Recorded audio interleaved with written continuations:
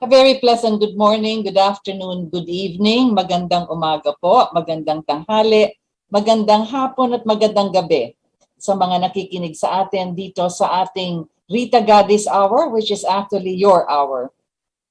So this is by way of greeting all of those who watch us and listen to us on YouTube, on Facebook, Instagram, whatever other social networking instruments there are.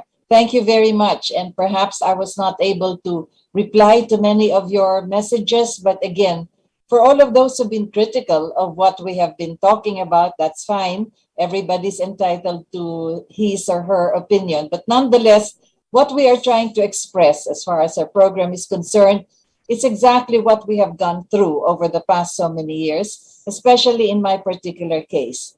So welcome to our hour, and this is Rita Gadi. The title of our program this afternoon, or morning or evening, wherever you're located, is Mothering World Peace. And I'd like to talk about many of the diplomatic relations we have undertaken, particularly those that were undertaken by Mrs. Imelda Romualdez Marcos, which we had the privilege and the honor of having covered many of these for our television network, Channel 4 at the time, which was called the Maharlika Broadcasting System. So this is where it goes as far as what is happening in the world is concerned. We have this, they call it a war that's going on, but actually there is some violent movements and activities that are occurring with the border districts of Ukraine bordering Russia, the Russian Federation. But just by way of a background, we'd like to inform everyone that in 1991, I have the date here exactly, December 8, 1991, the Union of Soviet Socialist Republic ceased to exist. It has, how do we call this, natunaw in a way, or it has granted several of its republics to go on their own. And these are several of those 15 Soviet republics. Remember, it was called the Union of Soviet Socialist Republic. Parang sinasabi mo, the United States of America, yan different states. Doon naman sa kanila, yung USSR, the Soviet Union, so to speak, 15 ng kanilang republics ang humiwalay na, and they have gone their democratic way.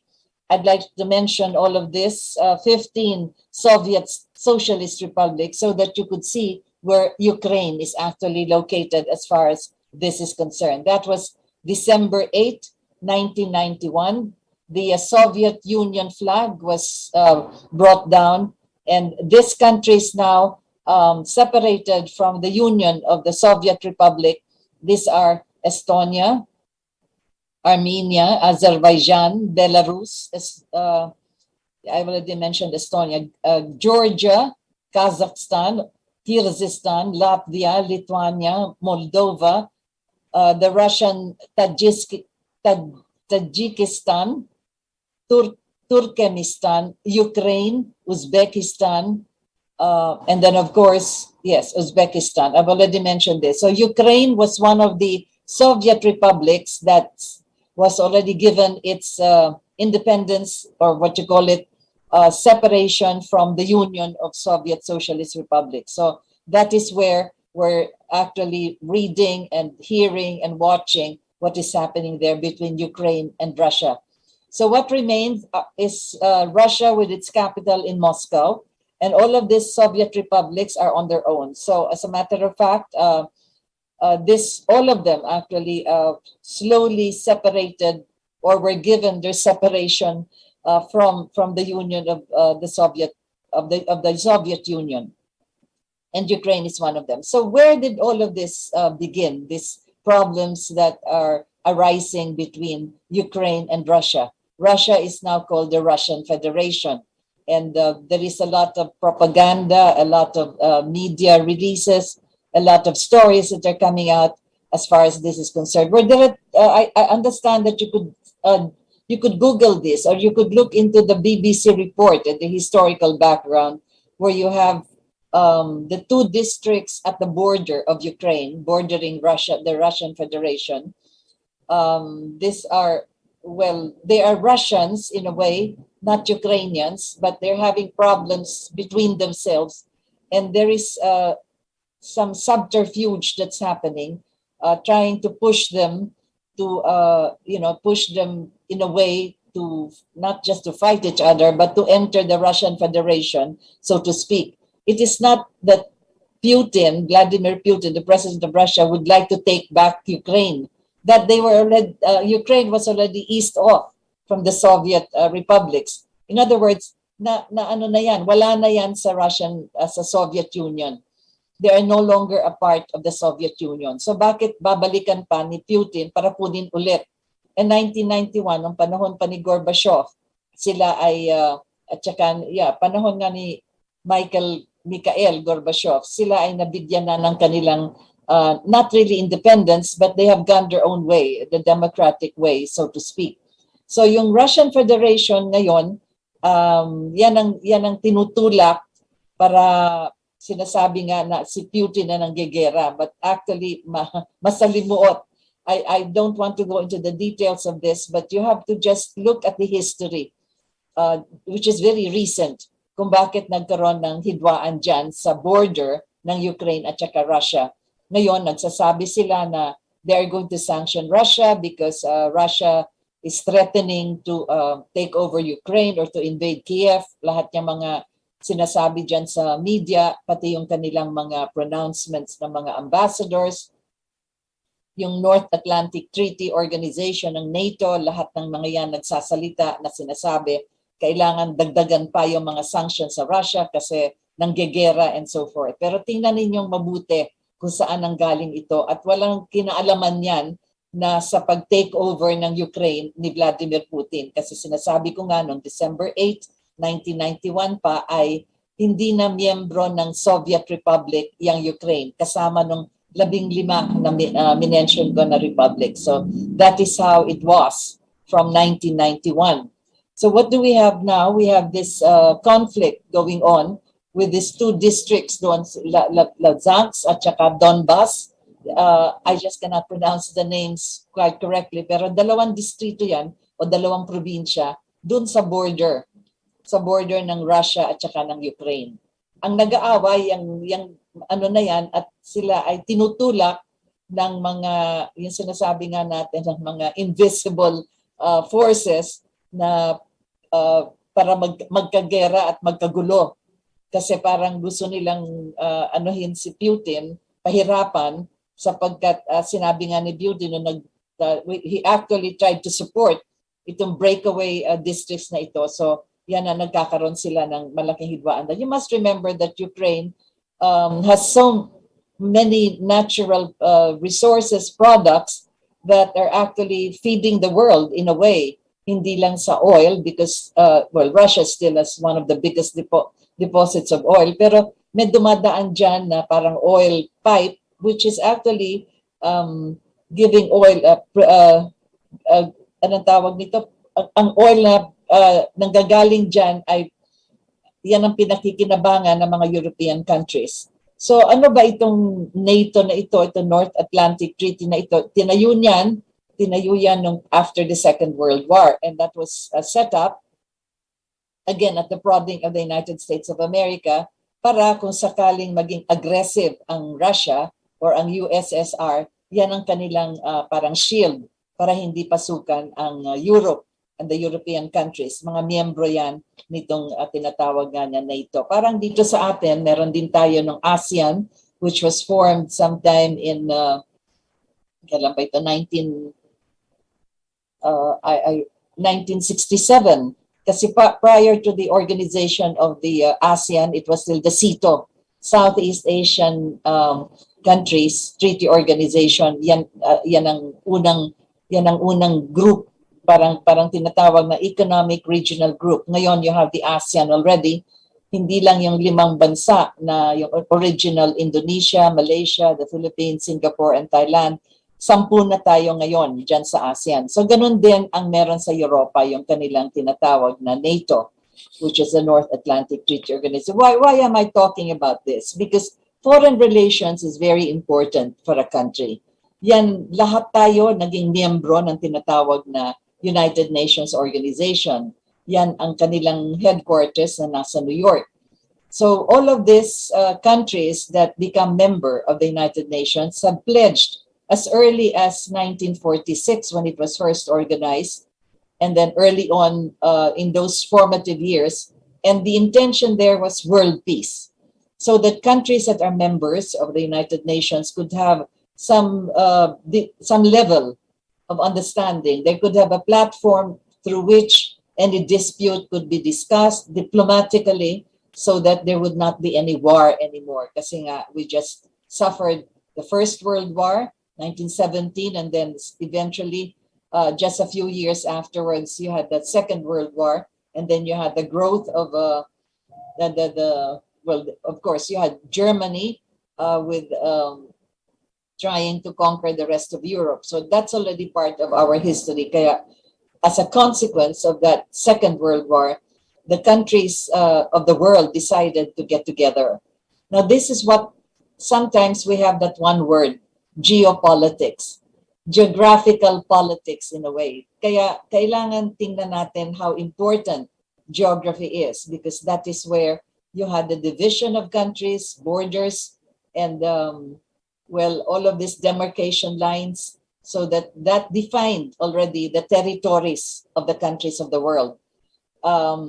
In anticipation or in prevention for other countries to want to conquer, to invade other countries, because that is what has been decried or absolutely objected to by the United Nations. But nonetheless, marami pa rin nangyaring mga gera throughout the world, in spite of the fact that the United Nations has tried to do its best to maintain peace and order throughout the different countries. But every time there is some kind of a misunderstanding, but that is just a simple word. Every time there is a conflict between one country and the other, or the superpowers for that matter, then you have a war. So during our generation, we have had the experience of the Korean War, where you had the division of North and South Korea. Half of it is communist and the other half of it is democratic. North Korea, for instance, under its president now, Kim Jong-un, and then you have South Korea, which is democratic, an ally also of the rest of the democratic world. So that's how it goes. And then we had North and South Vietnam, one of the longest wars also within our area, within our region, as a matter of fact, barely 4 or 5 hours away from our islands. And that is when President Marcos himself declared that he will not participate in a combat mode in the Vietnam War, because first, they're neighbors, and second, he does not believe in the fact that we are waging a war in a surrogate way, because then it was really a fight between communism and democracy, which is the USSR, the Soviet Union, supporting the North Vietnamese or the Viet Cong, and then you had the other half of Vietnam being supported by the United States of America. And how involved were we at the time? We had the biggest American bases here in our country, the Air Force Base of America in Clark and its naval base in Subic outside of their mainland. And that is where the transshipment of all of their war material was being done and undertaken. So you could imagine how much involved we were in so far as that was concerned. And that is why President Marcos decided early on, as soon as he assumed the presidency, 1965 when he won, 1966, he was already invited to the United States of America for a state visit. Napakaaga pa. Because there was a war waging between, ito na, parang nangyayari ngayon, between the Soviet Union and the United States of America. And the United States of America would like to harness all its allies to be on its side to fight the Soviet Union, which is the communist country of the Russian Federation today. Parang ngayon nga, the way the United States is also joining together the NATO and hoping to have Ukraine a member of the NATO para yan ang kanilang ally against, again, the Soviet Union, which is now the Russian Federation. So that was how it was. Kaya nung pumunta si President Marcos for that state visit, when he was invited in the first year of his presidency, as a matter of fact, I'm going back to why we're talking about foreign relations. And this is where world peace is actually on the balance. Parang nasa siso yan. We are the fulcrum where we're trying to balance all of this in a way, because that is why President Marcos was invited to the United States of America to address its joint session of Congress and hopefully to announce that the Philippines will be joining as an ally with the United States of America to fight the communists in Vietnam. So there you have that platform where alliances are being parang tinatawag na warm body count. So how many countries are on the side of the United States of America to fight the communist Soviet Union? Ganyan yan sa kasalukuyan na naghahanap din sila kung sino yung kanilang makakasama.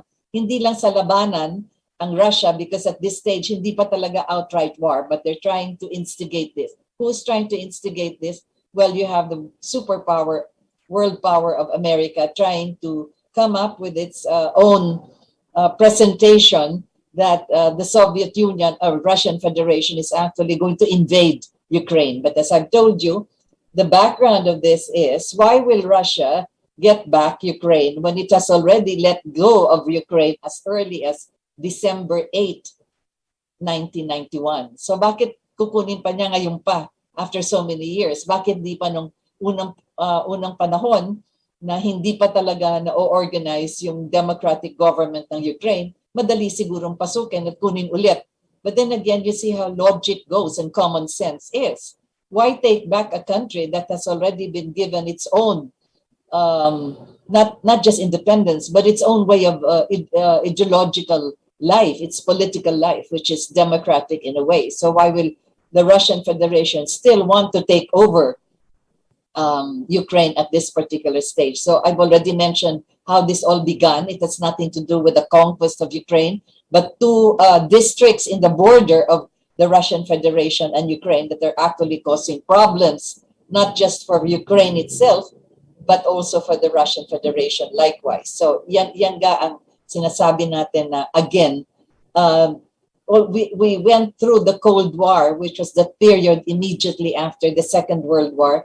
Hindi na nga tinatawag na Third World War, tinatawag na Cold War, sapagkat sa ilalim ang away in a way. Hindi talaga yung nakatutok ang baril sa isa't isa, pero makikita natin na andyan na talaga lahat ng mga instruments of attacking each other, and of course, espionage and so forth. I mentioned this already some time back, that when you watch the James Bond films, that is where you could see how the Cold War was so effective when both spies or agents of the intelligence of these governments are getting into the intelligence of the other government to find out how they can either know what weapons they have and where their installations are and so forth. So marami yan. It's a long story, but that's exactly how it was. And it has continued for quite a while. And that is why I've mentioned how the Vietnam War was one such example of the fight between this, it's a surrogate fight between the Soviet Union and the United States of America, using both the North Vietnamese and the South Vietnamese. Can you imagine? Two countries that are actually just one nation. They have the same internal organs, parang parang yan at tapos hiniwalay mo. They have the same heart, the same, well, whatever it is. The blood system, the nervous system all runs through their veins, but they're separated ideologically because one is with the communist ideology and the other is with the democratic ideology. So President Marcos is invited to join the United States of America as part of the alliance of forces. Kumbaga sa Afghanistan, yung nga ang tinatawag na the coalition of the willing. Yung coalition ng mga gustong sumama sa Amerika para mag-away doon sa Afghanistan. Again, a surrogate platform of the Soviet Union versus the United States of America. So you could see the pattern. Always there is an ideological basis. But if we speak of geopolitics, it's actually geographical more than it is ideological. Because at this stage, yung ideology na yan, nagbabago na talaga. So even in China, which is early on, really purely communist with the Mao Zedong Cultural Revolution, now you have a blending of a capitalist system together with its communist politburo, with its communist government, and that is where they're progressing in such a manner, blending these two ideologies. So let's get back to what happened when President Marcos went to the United States of America on their invitation for a state visit in 1966, barely 1 year, not even a year into his presidency. Well, when he addressed the United States Joint Congress, that is exactly what he said. He did not say anything about participating in Vietnam. He mentioned that he will not join the United States with a combat troop, but will be sending engineering battalion and infrastructure assistance and so forth, but not guns to fight the Vietnamese. So that was what he declared. And in addition to that, his entire speech was actually reminding the United States Congress that it is about time that you start paying what is due the Philippine soldiers, the veterans of the Second World War, who were actually United States forces under the USAFE, the United States Armed Forces for the Far East. And our soldiers, young as they were at the time, fought together with the Americans against the Japanese here in our country. And they are part of the United States Armed Forces. So the veterans is due them. And since the war ended in 1944, Marcos was in America in 1966. It's barely 22 years or thereabouts. So that was what he reminded America. And that is why the beginning of his speech actually was pretty strong. America does not forget. And so he recounted how he himself, a veteran of that war, joined with his blood commingled, as he said, together with American blood on Philippine soil to fight the enemy of America, because that Japan was the enemy of America and became our enemy likewise, because it attacked us just simultaneous to the attack at Pearl Harbor, kasi andito nga yung mga American bases. So with that announcement of the president, again, I'm emphasizing how our foreign policy has shifted from just the alliance, a blindfolded alliance, to the United States of America, then the most powerful country in the world at the time. President Marcos veered away from that commitment and instead stood his ground for our country. That is very important. Pag sinasabi natin mothering world peace, isa na yan sa mga bagay kung bakit sinasabi ko mothering. There is no other word I can find except that, because mothering means that you are able to have your siblings, your brother, your sister, your children, your relatives, or anybody within the family of nations to get together and understand each other instead of killing each other. So you mother the misunderstanding, the differences, the conflict as a mother. Ganyan ang nanay. And I am going to emphasize that further because Mrs. Marcos, Imelda Romualdez Marcos, became one of those instruments that President Marcos also utilized for being able to establish peace in our country and in many parts of the world for that matter through the diplomatic missions that she was assigned to. So I just go back again to this fight between the United States, or the Cold War between the opposing ideologies of the United States of America and the Soviet Union. Now it is the Russian Federation and then the alliance of the countries that are aligned with the United States of America. There are many other countries that we have established diplomatic relations with prior to President Marcos in the years, in the many administrations then, and from the time that the United Nations was established. We've actually opened a lot of embassies in many of these countries that are member countries of the United Nations. So we've had embassies and the consulates and several other establishments and agreements that were undertaken prior to the administration of President Marcos.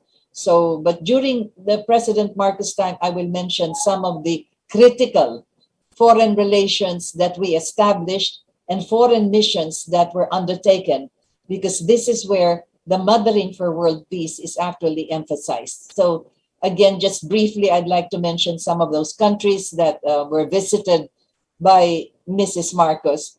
We were strengthening, first of all, our relations with the Middle Eastern countries, because we needed, there was the period when there was an oil crisis, and then the oil producing countries in the Middle East decided to come up with their oil cartel. Then you had the OPEC, which is the Organization of Petroleum Exporting Countries, which we had to continuously try to not just befriend, but have good relations with, because we were so dependent during that period. We are, and up to today, we are dependent on the oil that's coming from these Middle Eastern countries. So in a way, Mrs. Marcos has visited, several of those countries, particularly Saudi Arabia, the country of the Saud, and that is why it is called Saudi Arabia, where you had King Khalid of the Saud family, and of course they were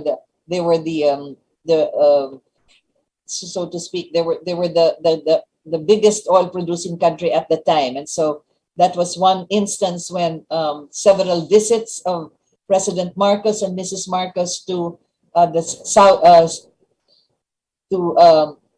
Saudi Arabia were so important. As a matter of fact, in one of those visits, we were able to interview the marketing director of their oil department. If it is they had ministries of different in their executive department, but these were occupied, or they were held by the members of the royal family, mga prinsipe yan, mga princess, members of the royal family of the Saud, and they do not grant interviews. But we were able to talk to somebody who was in charge of their marketing, which is very important for us.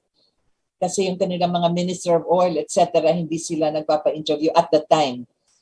This was, in the early 70s and so forth. So one of those, that's why I noted this, hindi ko lang nakuha yung first name, pero yung pangalan nung na-interview natin was sa Bin Laden, kamag-anak ni Osama Bin Laden. You must remember, Osama Bin Laden is Saudi Arabian. So in one of those visits of Mrs. Marcos and President Marcos in Saudi Arabia, we had an opportunity to interview briefly the marketing official of their oil department. So, and then Mrs. Marcos has also gone to Egypt and has met with, and together with President Marcos, they've already had diplomatic relations, President Anwar Sadat, and then of course in several other countries in the Middle East, and then in several countries likewise in Africa, like for instance in Kenya, we've had several international conferences held there in Nairobi, Kenya, and also the opportunity that our diplomatic relations were further strengthened with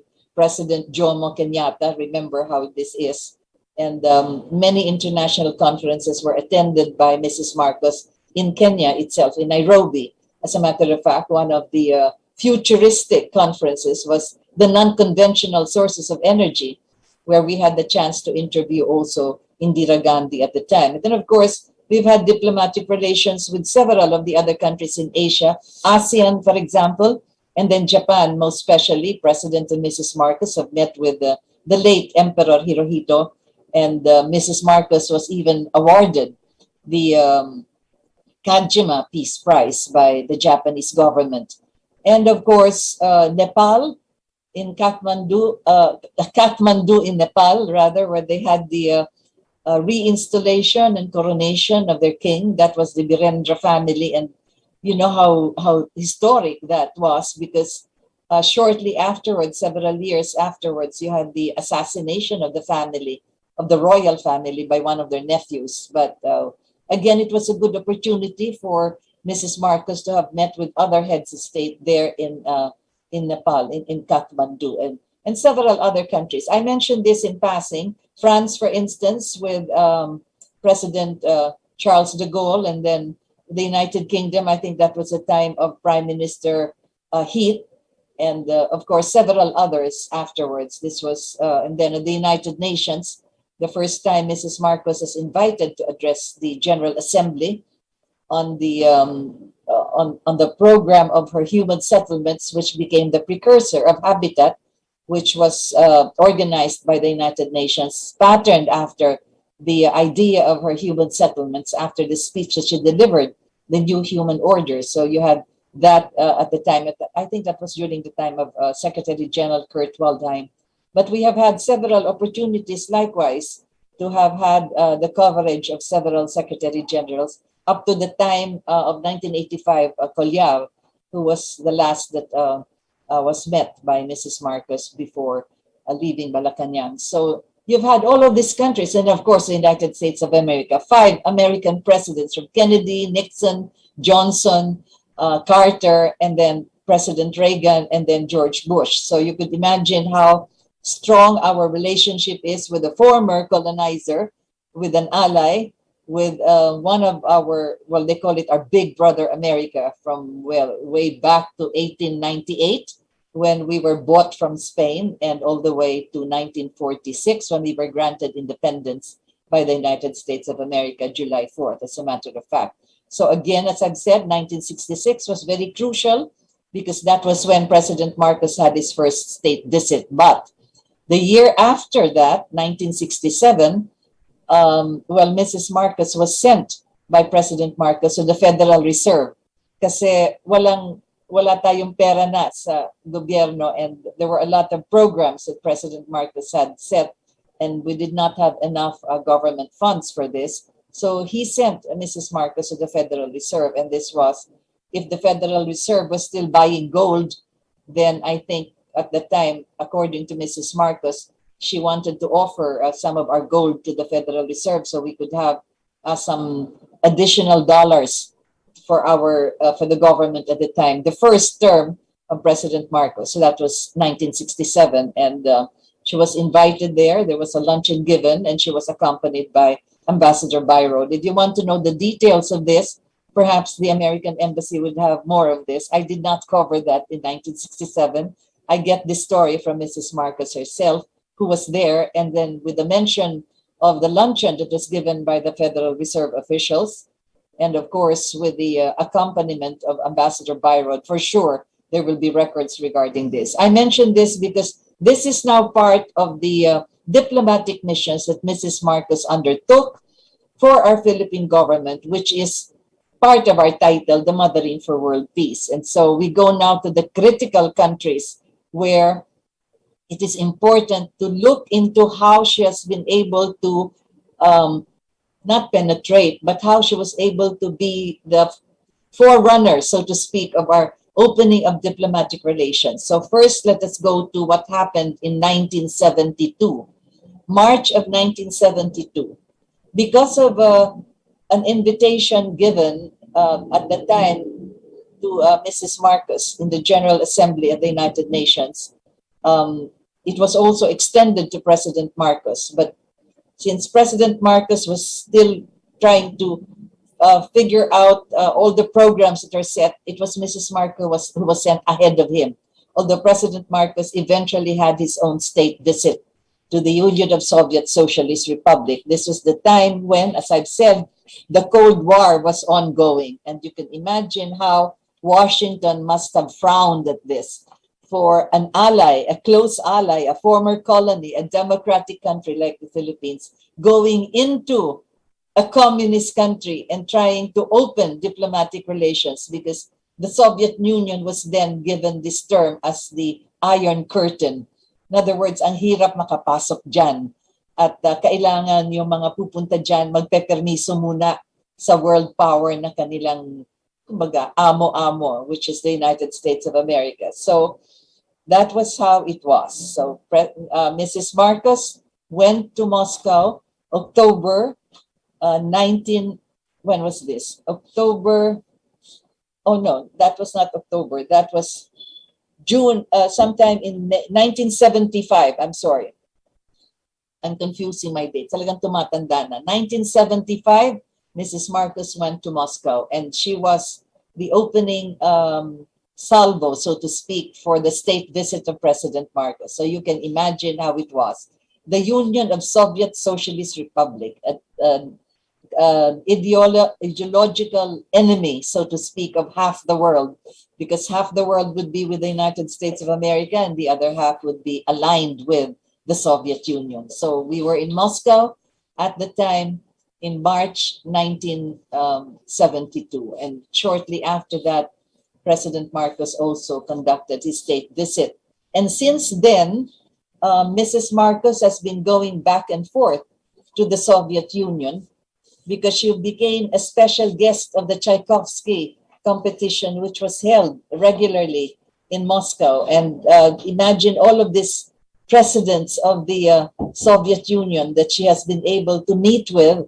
And together with her delegation, official delegation, we had President Brezhnev, who came shortly after Khrushchev, Andropov, Kosygin, Tiknikov, Chernenko, Gromyko, and Gorbachev. Remember, Gromyko was formerly formerly the state minister of state, and then eventually became also the president of the USSR. And finally, it was Gorbachev. And it was during the time of Mikhail Gorbachev that I told you already that the Union of Soviet Socialist Republic ceased to exist. That was December 1991, during the term of Mikhail Gorbachev. I think he was interviewed recently by BBC, and if you go over that interview, then he touched on this quite briefly. After him, of course, was Yeltsin, but we were not able to meet with him anymore because the last of the meeting was with Mikhail Gorbachev. That was 1985. I'd like to mention this because this is something which is very critical for this particular stage. We have the Russian Orthodox, which is the religion of the Soviet Union. And at the time, as they say, churches were not really all closed. Some churches were allowed open because this was part of their granting of the freedom of belief, even though it was under a communist regime. But there was one occasion which is very crucial for the Philippines, and this is where our title for this program falls in place, and that is, in October 1985, there was this doctor of theology, Dr. Telly Somera, who went to Malacanang and met with Mrs. Marcos and said that she had a vision, some message from the Blessed Virgin, that the images of the Blessed Virgin should be consecrated in Russia. And Mrs. Marcos replied and said, Telly, paano naman tayong magdadala ng birhen, ng image ng Blessed Mother when Russia is a communist country? But nonetheless, Dr. Somera, she's a doctor of theology, insisted that it was a message that she received. And she also mentioned that this was one of the supposedly secret letters of Sister Lucia, one of those that to whom the Blessed Virgin appeared in Fatima. So at one occasion, Mrs. Marcos happened to, there was an invitation from Mrs. Marcos to attend the cocktails for a departing diplomat, and this was held in the residence of the Russian ambassador. And that was when she mentioned, because when she arrived, the Russian ambassador looked at her and said, "Oh, Mrs. Marcos, you look like you're under the weather." Para bang medyo hindi. Anyway, so sabi niya, well, Mrs. Marcos said, "I'm having this dilemma that I have to go to the Soviet Union, to your country, to consecrate the images of our Blessed Virgin, because we're Catholic, but somebody has suggested that it has to be done by before the end of October, kasi nga it was October is the month of the Holy Rosary. And so the Russian ambassador, go anytime, you can go to Moscow anytime you want. We can open the churches for you, whatever you want to do. You can bring images. So that answered her dilemma. So that was how it was. In October of 1985, Mrs. Marcos, together with Dr. Telly Somera, organized this delegation of bishops and priests and nuns and several members of the parliament who were in the opposition. Kasi sabi nga ni President Marcos, isama mo yan para makita nila kung anong itsura ng Moscow at kung paano tayo nagbukas ng diplomatic relations dyan, sapagkat ang iniisip na lang nila, kalaban yan ang Moscow or ang Russia sapagkat tayo ay aligned with the United States of America. So we had a delegation of opposition opposition parliamentarians, because you're already in the parliamentary system of the time. So members of parliament in the opposition, together with bishops and priests and nuns and several others, religious organizations, joined Mrs. Marcos. And the church, the Cathedral of St. Louis in Moscow was open. But prior to that, we passed by Rome to have the Holy Father, Pope St. Paul II, to bless the images of Our Lady of Fatima and Our Lady of Peace. And in Moscow, they opened the Cathedral of St. Louis, and that was where we had the commemoration or the installation or the consecration of the images of Our Lady of Fatima and Our Lady of Peace. To this day, these two images of Our Lady are there in the Cathedral of St. Louis. That was October 1985. I mentioned this as very critical because you should have seen how the women that attended the Mass that was celebrated there in the cathedral, they were in tears. And Mrs. Marcos even sang the Ave Maria and joined the choir for the singing of the Pater Noster. It was in Latin.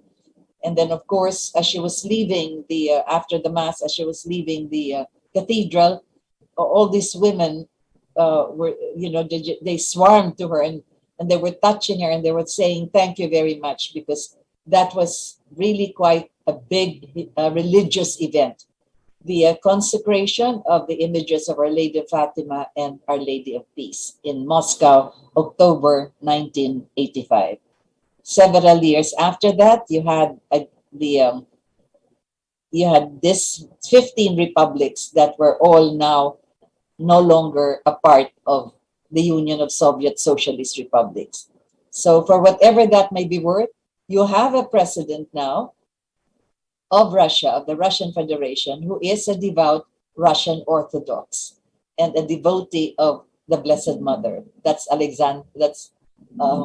President Putin. So if you are going to do the research on his life and his religious belief, then you will understand where he's coming from.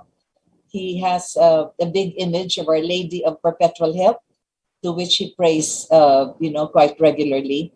And he goes into meditation and also some serious sacrifice on the day prior to Ash Wednesday. So that is today, actually. I don't know if there will be a coverage of this or it will be shown, but I was able to see one of this video where he immersed himself in cold water as part of his sacrificial offering on the eve of Ash Wednesday. So tomorrow is Ash Wednesday. For whatever that may be worth, I just want to mention this now. And that is the conflict that's going on there. So if you are bashing Russia and so forth, with all of the propaganda and all of the media statements that are being made against Russia, well, be assured that there is the leader there who is a Marian devotee. So I mentioned this again because that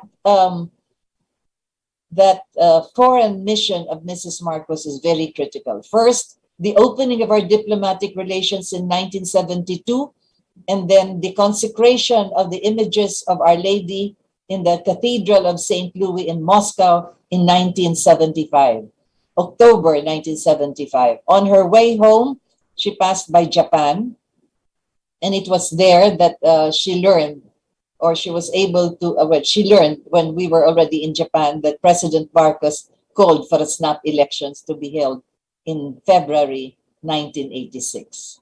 So you can imagine how the events actually have some chronological and spiritual meaning, because there was this lady who held Mrs. Marcos' hand as she was leaving the cathedral in Moscow and said, "Thank you very much for bringing the message of the Blessed Virgin to Moscow, but you will suffer for this."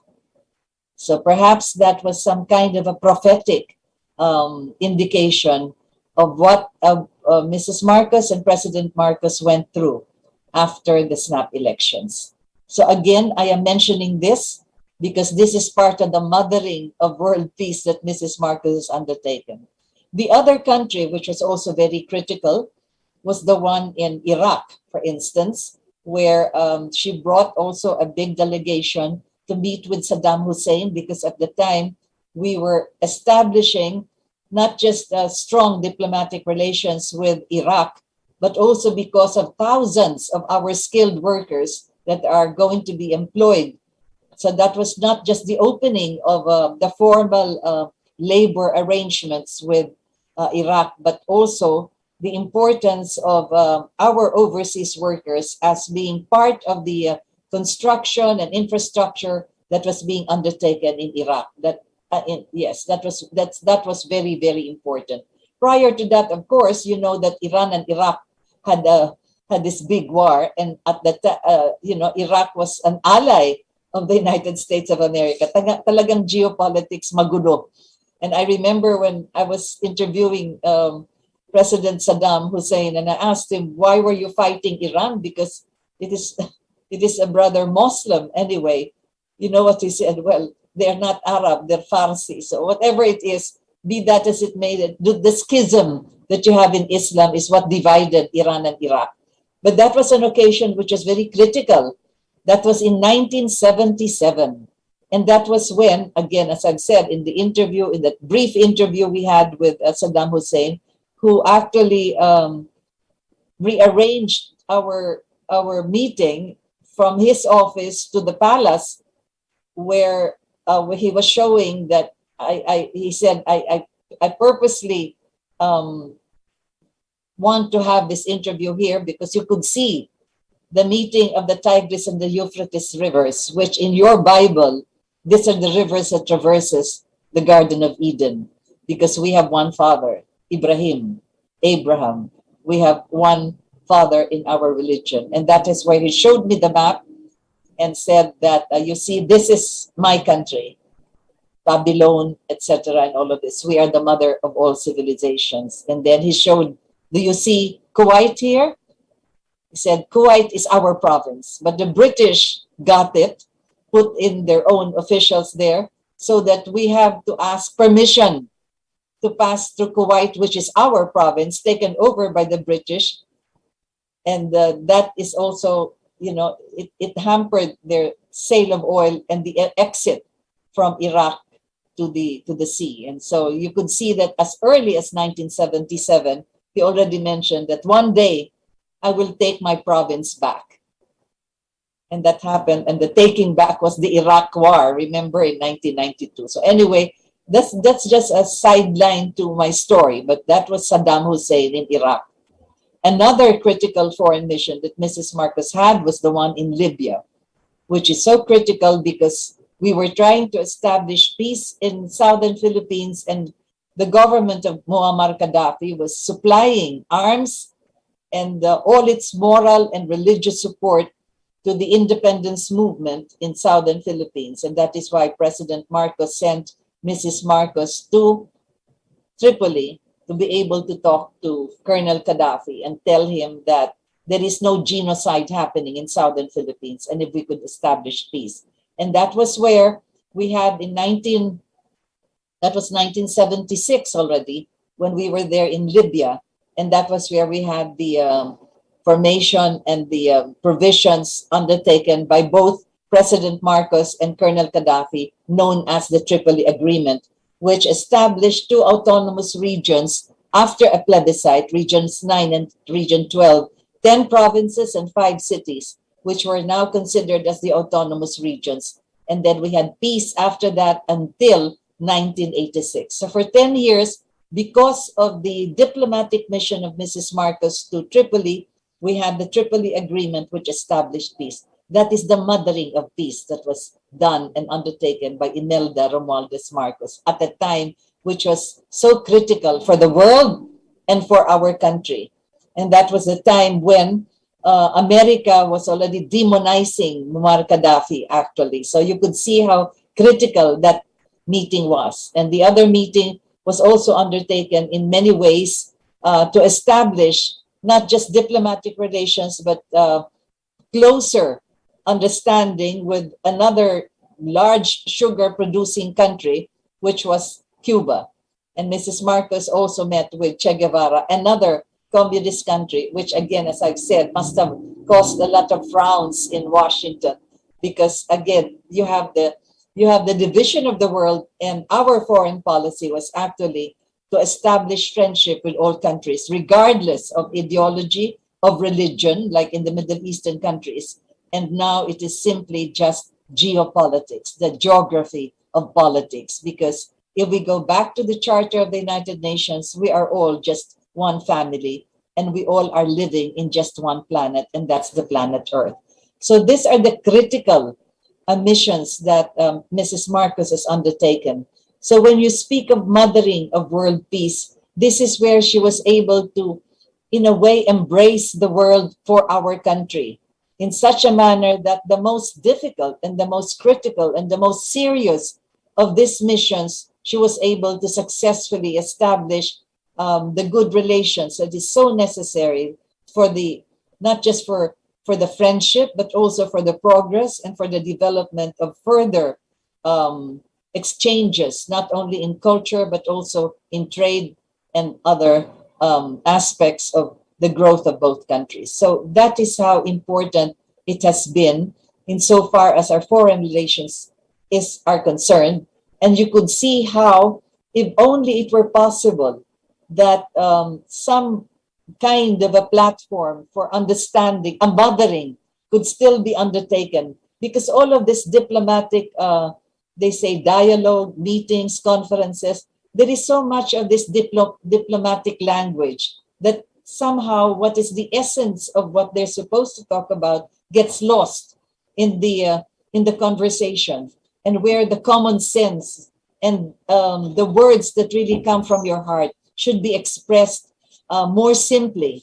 If only that could be done, not just in the diplomatic way, but in the friendly way of one brother to another brother, to a sister, to a member of a family.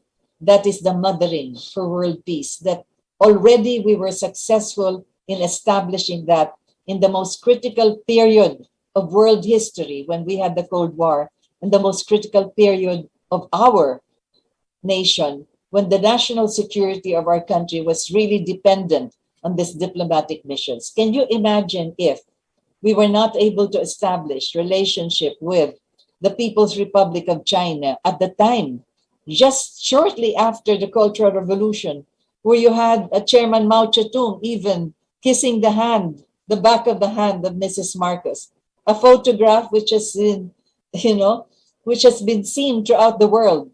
Can you imagine how critical that is for our country now that there is a dispute in the South China Sea? We go back in time to that when the President Marcos himself has said, we are all connected to the mainland with the land bridges. And that was where he also showed the Chinese many of the ceramics that were unearthed in the villages of our country that belonged to the Sung, the Tang, the Ming dynasties. So you can imagine how in time prior to any other foreign or Western civilization that has come to our country, we were already trading with the Chinese way, way back. And that is why he brought some of this ceramic vase and bowls and all of this that were dug or unearthed in the villages where the Chinese settled here in our country and brought it as a token of the friendship that we have with the People's Republic of China, breaking, as we said, the bamboo curtain, the same manner that we also critically entered the Soviet Union at the time, again, at the height of the Cold War. That is how important this mothering for peace is.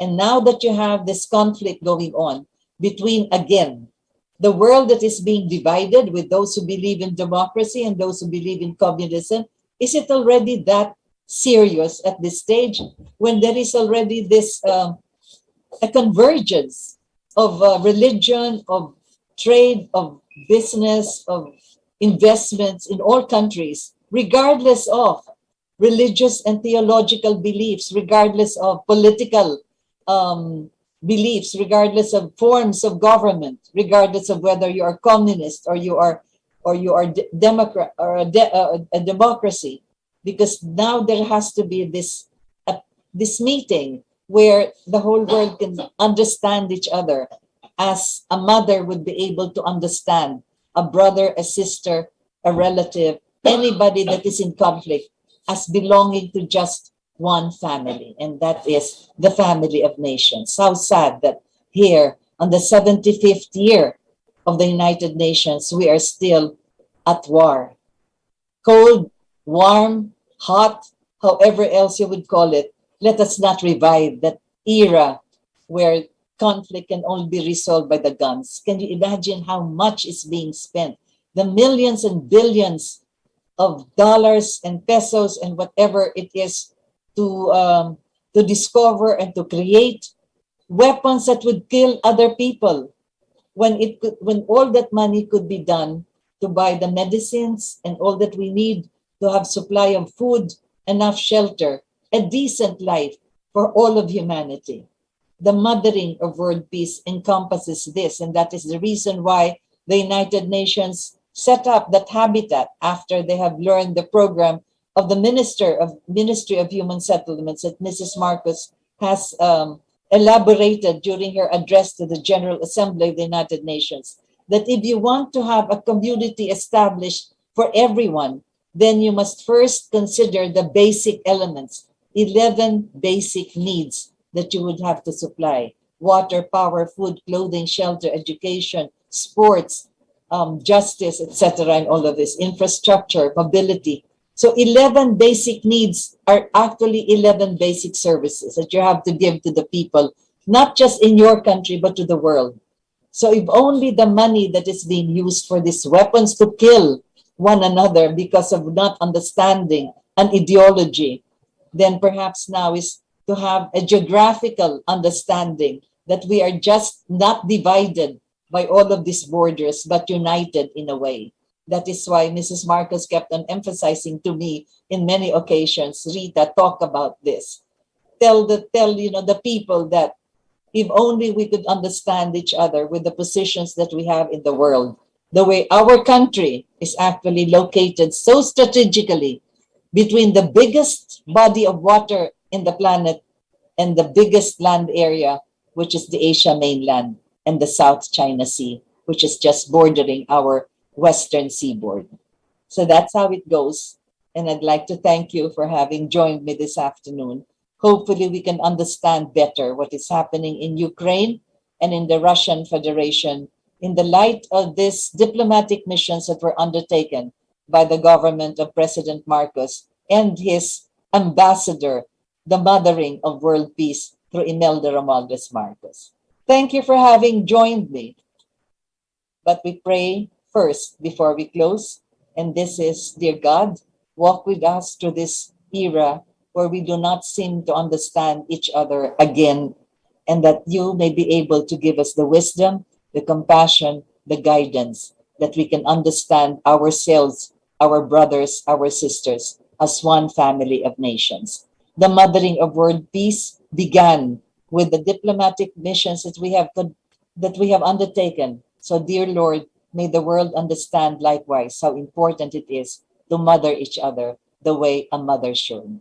Thank you for having joined me. This is Rita Gadi for your hour. Ba-ba-da-ba-dum, ba-ba-da-ba-dum, ba-ba-da-ba-da-ba-da-ba-da-ba-dum, bum, bum, bum, bum, bum, bum, bum, bum.